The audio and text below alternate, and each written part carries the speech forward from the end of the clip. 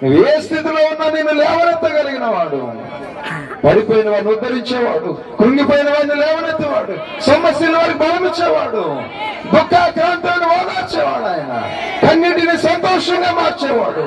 ఈ రాత్రి నీ మధ్యలో నిలిచి ఉన్నాడు ఆయన.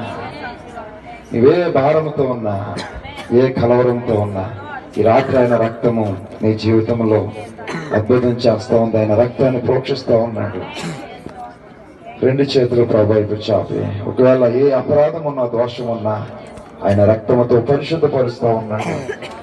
చేతులు చాపి అందరూ కన్నులు మూసుకుని హల్లెలూయా హల్లెలూయా. పాపిని క్షమించే కరుణా